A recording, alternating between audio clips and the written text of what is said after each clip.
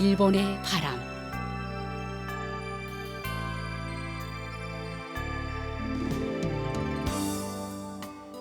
청취자 여러분 안녕하십니까? 일본 정부가 전해드리고 있는 방송 일본의 바람입니다.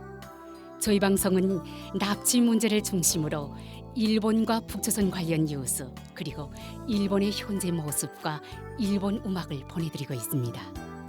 아시다시피 일본과 북조선 사이에는 일본인 납치 문제가 여전히 해결되지 않은 현안으로 남아 있습니다. 북조선에 의해 납치된 일본인 가운데 5명은 돌아왔지만 그 밖에 많은 피해자들은 생사 여부조차 모르는 채 아직까지 고향으로 돌아오지 못하고 있습니다. 일본 정부는 북조선 측에 모든 피해자들의 안전을 확보하고 그들을 즉각 귀국시킬 것을 강력히 요구하고 있습니다. 일본과 북조선은 이웃에 있음에도 불구하고 아직까지 공식적으로 외교 관계를 맺지 못하고 있습니다. 일본 정부는 불행했던 과거를 청산하고 납치 문제를 비롯한 여러 현안들을 해결해 국교 정상화를 실현시킬 방침입니다. 그래서 저희 방송에서는 일본과 북조선 사이에 가로놓여 있는 가장 중요한 과제인 일본인 납치 문제를 중심으로 다루고 있습니다. 그럼 오늘도 마지막까지 함께 해주시기 바랍니다. 먼저 일본의 바람 뉴스입니다. 5월 22일 이시바 시게루 일본 총리는 총리 관저에서 가족회, 구출회, 납치 의원 연맹 등 3개의 단체와 만나 황금 연휴 때 있었던 미국 방문 보고를 받았습니다. 이 면담에는 납치 피해자 요코타 메구미 씨의 남동생이자 가족회 대표인 요코타 타쿠야 씨도 참석하였습니다. 오늘은 이 면담에서 가족회 대표인 요코타 타쿠야 씨의 발언과 이시바 총리 대신의 발언 그리고 면담 후에 가진 기자회견에서의 요코타 타쿠야 대표의 발언을 소개해드리겠습니다. 먼저 면담에서 했던 요코타 타쿠야 대표의 발언입니다. 이번에 가족회와 구출회 그리고 납치 의원 연맹 3개의 단체가 황금 휴가 기간 중에 미국을 방문하고 왔습니다. 이번에 납치 의원 연맹은 5개 당이 미국을 방문함으로써 만나는 모든 분들께 일본의 전체가 이 문제를 반드시 해결하겠다고 하는 각오가 전달이 되었을 것이라고 생각하고 있습니다. 제가 만났던 모든 분들에게 전달한 내용은 우리 가족회, 구출회 그리고 납치 의원 연맹이 요구하는 것은 모든 납치 피해자의 일괄적인 귀국이라는 것과 위협적인 북조선과 우리와 함께 싸워주십사 하는 말씀을 전달했습니다. 구체적으로는 만약 앞으로 미국과 북조선의 수녀회담이 있을 경우에는 일본은 북조선에 대해 납치 피해자를 일본으로 돌려보내지 않는다면 일본은 절대 인도적 지원을 하지 않을 것이라는 점 그리고 독자 제재도 해제하지 않을 것이라는 것을 미국 측이 북조선에 전해달라고 했으며 미국과 북조선의 수녀회담 전에 일본과 북조선의 수녀회담이 먼저 개최될 경우에는 우리는 핵개발 문제나 탄도미사일 문제와 분리해 그 전에 우선적으로 인권 문제인 이 납치 문제를 협의해 나가는데 이해를 구했습니다. 어쨌든 부모 세대는 지금 제 어머니이기도 하고 납치 피해자 요코타 메구미의 모친인 요코타 사키의 한 사람밖에 남아있지 않기 때문에 앞으로 남아있는 시간이 없어 조속히 구체적으로 해결해 줄 것을 호소하고 왔습니다. 짧은 미국의 방문이었습니다만 우리는 가능한 한 할 수 있는 것을 목소리를 높여 전하고 왔다고 생각하기 때문에 이번에는 이 우리의 생각을 일본 정부가 순서를 정해서 구체적으로 외교로 이어나가기를 바랍니다. 부탁드리겠습니다. 이어서 요코타 타쿠야시의 이 발언을 듣고 이시바 일본 총리 대신은 다음과 같이 말했습니다. 여러분, 힘든 일정으로 미국을 방문해 주신 것에 대해 감사드립니다. 방금 요코타 가족회 대표께서 말씀하신 것처럼 정말 납치 피해자의 부모 세대는 이제 요코타 사키에 씨밖에 안 남은 상황이 되어버렸습니다. 물론 오래 사시는 것은 매우 중요한 일이기 때문에 반드시 요코타 사키에 씨가 건강하실 때 납치 피해자이신 따님 요코타 메구미 씨와의 재회가 이루어지는 기쁜 기회가 찾아올 수 있도록 오늘은 납치 문제 담당 대신인 하야시 장관도 함께 자리를 하고 있습니다만 내각도 범정부적으로 대응하려고 생각하고 있습니다. 잠시 후에 웬그리아 대통령께서도 총리 관저에 오실 것입니다. 어제는 파라과이 대통령께서 오셨습니다. 여러분도 아시겠지만 파라과이 대통령과 만났을 때 대통령을 비롯한 수행 강요들도 모두 블루 리본 휘장을 달고 있는 것을 처음 보았습니다. 지금까지 어느 나라도 이런 적이 없었습니다. 아직 43살의 젊은 대통령이시지만 이 납치 문제에 대해 언급도 하셨습니다. 오늘은 웬그리아 대통령과도 이 납치 문제에 대해 이야기하려고 생각하고 있습니다만 현재 오사카에서 개최되고 있는 세계 박람회 내셔널 데이 국가 기념일도 있어 매일같이 어느 나라의 대통령이나 총리께서 일본을 방문하고 계시고 대부분 모든 분들께서 납치 문제에 대해 언급하시고 일본에 이러한 문제가 있다는 것에 대해 본인들의 할 수 있는 협력을 하겠노라고 일본을 방문한 외국의 지도자가 말해주는 경우는 지금까지 없었던 일이라고 생각합니다. 물론 이 세계 박람회라는 기회를 통해 이 문제를 전 세계의 이해를 받는 것, 제가 고이즈미 내각 때 납치 문제에 관여하게 되었을 때 납치 문제 자료를 영어는 물론 도이칠란드어, 프랑스어, 여러 나라의 말로 번역해서 세계로 다 같이 분담을 해서 이야기를 하러 갔었습니다.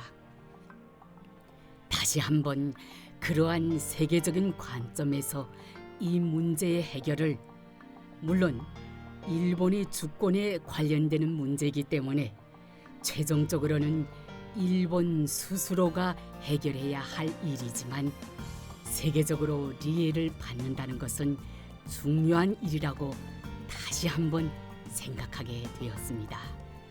이러한 관점에서도 이번 미국 방문은 대단히 의미 있는 일이었다고 생각합니다. 계속해서 잘 부탁드리겠습니다. 마지막으로 이 면담 후에 있었던 기자회견에서 이시바 총리께 요구하는 사항은 무엇인가? 라는 기자의 질문에 대한 요코타 타쿠야 대표의 답변입니다. 오늘 자료를 이시바 총리께 드렸을 때 그중에 미국 방문 때도 사용했었던 저희 어머니가 미국 트럼프 대통령으로부터 받은 위로의 편지를 복사한 자료도 전달해 드렸는데 이시바 총리께서 직접 그 자료를 보시면서 요코타 사키에 씨 한 분이니 정말 남겨진 시간이 없다라고 발언해 주셨습니다. 때문에 우리들의 마음속에 고통을 받아들여 주고 계신다는 것을 저 역시도 느낄 수 있었습니다. 다만 어머니께서는 오늘은 건강해도 내일 어떻게 될지 모르는 나이기 때문에 정말 남겨진 시간이 없다는 각오로 당사자의 입장에서 나의 일이다 라는 마음으로 구체적인 외교를 쌓아가서 결재권을 가지고 있는 김정은 위원장과의 수녀 회담에서만이 이 문제가 크게 진전될 수 있다고 생각하기 때문에 1조 수녀 회담의 성사를 위해 구체적으로 논의해 나갔으면 합니다.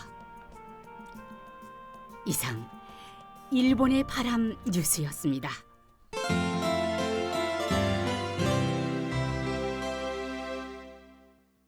이어서 일본에 살고 있는 북조선 출신인의 일본 문화 소개 코너를 보내드립니다. 북조선의 청취자 여러분, 안녕하십니까?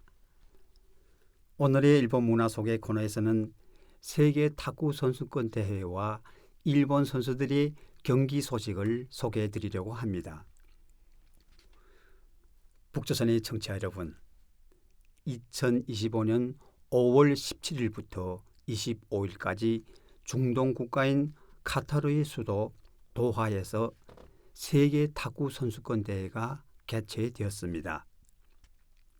이 대회는 세계 각국의 정상급 탁구 선수들이 한자리에 모여 기량을 겨루는 국제 탁구 연맹이 주최하는 가장 권위 있는 국제 경기입니다. 세계의 탁구 애호가들의 관심이 집중되는 이번 대회를 계기로 탁구라는 체육이 지닌 매력과 그 역사, 그리고 일본을 포함한 여러 아시아 국가들의 활약상 등을 북조선 청취자 여러분께 소개하려고 합니다. 세계 탁구 선수권 대회는 1926년 영국 런던에서 제1회 대회가 열린 이래 100년에 가까운 역사를 자랑하고 있으며 단일 종목으로는 가장 오래된 국제체육대회 중 하나로 되고 있습니다. 초창기 대회에서는 개인전과 단체전을 함께 했습니다만 2003년 파리 대회 이후 호수해에는 개인전을, 짝수해에는 단체전으로 분리하여 번갈아가며 개최되도록 하고 있습니다. 일본은 1952년에 처음으로 세계 탁구 선수권 대회에 참가하였고 중국은 그 이듬해인 1953년에 참가하여 본격적으로 국제 무대에서 활동을 시작하였습니다. 이후 일본과 중국 두 나라는 지난 70여 년간 유럽 각국과 함께 세계 탁구계의 중심적 존재로서의 지위를 쌓아왔습니다. 북조선의 청취자 여러분, 세계 탁구 선수권 대회 개최의 역사를 살펴보면 일본은 지금까지 총 7번 개최한 바 있으며 이는 영국과 함께 가장 많은 횟수입니다. 구체적으로는 1956년 도쿄에서 첫 개최를 시작으로 1971년 나고야, 1991년 치바, 2014년 도쿄 등에서 성황리에 대회를 주최하였습니다. 중국과 도이칠랜드도 각각 6번씩 대회에 개최 실적이 있으며 탁구 강국으로서의 존재감을 드러낸 바 있습니다. 이번 2025년 대회에서는 일본 민영 방송국들이 매일 저녁 시간에 주요 경기를 중계하였기 때문에 많은 일본 국민들이 각국 선수들의 열띤 경기를 볼 수 있었습니다. 저 역시도 거의 모든 경기를 시청하였으며 특히 아시아 여러 나라들이 뛰어난 경기력을 통해 다시 한번 이 지역의 탁구 실력이 세계 최고 수준임을 실감할 수 있었습니다.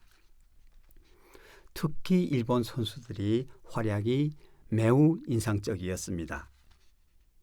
여자 단식 부분에서는 이토 미코토 선수가 3위를 차지하며 동메달을 획득하였고, 여자 복식 부문에서는 하리모토 미와 키하라 미유 선수가 동메달을 추가하였습니다. 혼성 복식 부문에서는 요시무라 마하루, 오토 사츠키 선수가 은메달을 획득하여 일본 탁구의 저력을 보여주었습니다. 그 속에서 가장 인상 깊었던 경기는 남자 복식 결승전이었습니다. 도가미 하야스케와 시노즈카 다이토 선수는 중국의 강력한 복식조를 2번이나 꺾으며 결승에 진출하였고, 결국 세계 순위 1위였던 프랑스 선수를 물리친 대만팀을 결승에서 꺾고 감격적인 금메달을 차지하였습니다. 이는 일본 탁구 역사상 64년 만에 이뤄낸 복식 부문 우승으로 일본 국민들에게 큰 기쁨을 안겨주었습니다.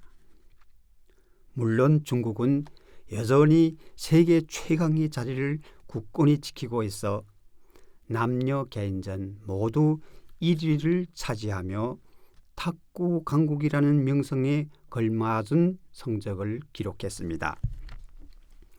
세계 순위에서도 이를 확인할 수 있습니다. 2025년 현재 여자 단식 순위 1위부터 5위까지는 모두 중국 선수들이 차지하고 있으며, 그 뒤를 일본 선수들이 6위부터 9위까지 이어가고 있습니다. 한국의 선수는 10위에 자리하고 있으며, 북조선 선수는 현재 67위에 있습니다. 남자 단식 부문에서는 중국이 1위와 2위를, 브라질이 3위를, 일본이 4위를 기록하였고, 한국은 17위와 18위를 차지하고 있으나 아쉽게도 북조선 선수는 100위권 내에 포함되지 않았습니다. 하지만 과거의 기록을 살펴보면 북조선 역시 결코 만만한 존재가 아니었습니다. 특히 1991년 일본 치바에서 개최된 대회에서는 남과 북이 단일팀을 구성해 출전하여 전 세계의 이목을 집중시킨 바 있습니다. 이 대회에서 여자 단체전에서 남북 통일팀이 중국을 꺾고 금메달을 차지한 감동적인 순간은 아직도 많은 이들이 기억 속에 생생하게 남아 있습니다. 이 대회 실화를 바탕으로 한국에서는 2012년에 코리아라는 영화가 제작되어 187만 명의 흥행을 거두었습니다만, 일본에서도 이 한국 영화는 하나라는 제목으로 2013년에 극장에서 공개되었습니다. 하지만 올해 대회에서는 북조선 선수들의 모습을 찾아볼 수 없어 매우 아쉬웠습니다. 북조선의 청취자 여러분, 일본에서는 2031년에 일본 탁구협회 창립 100주년을 맞이하는 것도 있어 일본 탁구협회가 2028년 단체전 대회를 일본에서 개최하는 목표로 기타 규슈시를 개최지로 선정하여 국제탁구연맹에 개최 신청을 하려고 준비하고 있다고 합니다. 만약 이 개최가 실현된다면 일본은 8번째로 세계 탁구 선수권 대회를 개최하는 국가가 됩니다. 저는 일본인 납치 문제가 원만히 해결되어 일본과 북조선 국민 사이의 교류가 활발해지기를 바랍니다. 아울러 북조선의 탁구 선수들과 응원단이 일본을 방문하여 다시 한번 세계 무대에서 활약하는 모습을 볼 수 있기를 진심으로 바라고 있습니다. 오늘의 일본 문화 속의 코너에서는 카타르의 수도 도하에서 개최된 세계 탁구 선수권 대회와 일본 선수들의 경기 소식을 소개해 드렸습니다. 일본 문화 속의 코너를 청취해 주신 북조선의 청취자 여러분, 대단히 감사합니다. 안녕히 계십시오. 이상 일본 문화 소개 코너였습니다.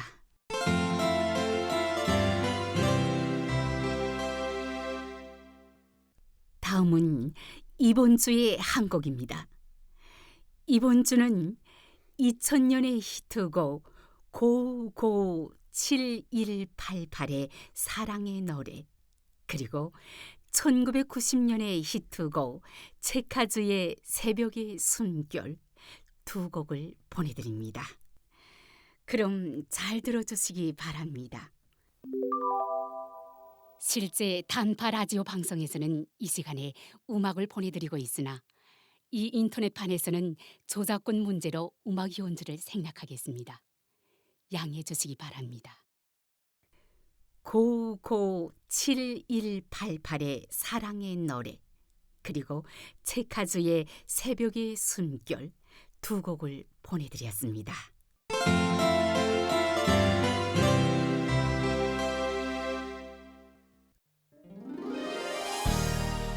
이 방송 일본의 바람은 북조선에 의해 납치되어 지금도 여전히 북조선에 옥류되어 있는 일본인들에 대해 알리고 일본에 대한 이해를 높이고자 일본 정부가 제공하는 방송입니다. 납치 문제 해결은 일본 정부에게 있어 한시라도 빨리 해결해야 할 최우선 과제입니다. 일본 정부는 북조선에 의해 납치된 피해자분들의 안전을 확보해 한시라도 빨리 돌아오게 하는 것이 무엇보다 중요하다고 생각하고 있습니다. 현재 일본 정부는 다음 12명을 북조선에 납치당한 채 지금도 여전히 옥류되어 있는 납치 피해자로 인정하고 있습니다.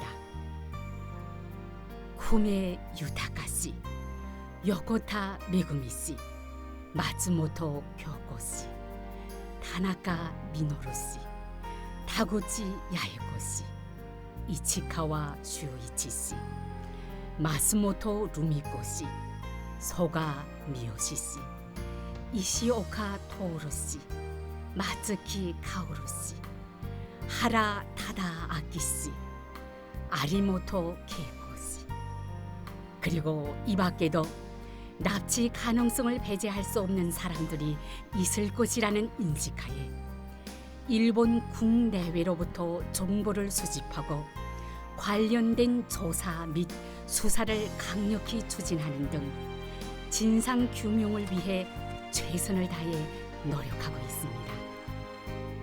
일본 정부는 북조선에 대해 어떤 상황에서도 모든 납치 피해자들의 안전을 확보하고 그들을 하루빨리 돌려보내줄 것을 강력히 촉구하고 있습니다. 납치 피해자에 관한 정보를 갖고 계신 분들은 어떤 정보든 좋으니 저희 쪽으로 보내주실 것을 당부드리며 아울러 납치 피해자들의 안전 확보를 위해서도 협조를 부탁드리는 바입니다. 일본 정부는 납치 피해자들의 안전 확보 및 정보 제공에 관한 여러분들의 협조에 감사드리는 바입니다. 그럼 헤어질 시간이 다 된 것 같네요. 다음 시간에 또 뵙겠습니다. 안녕히 계십시오.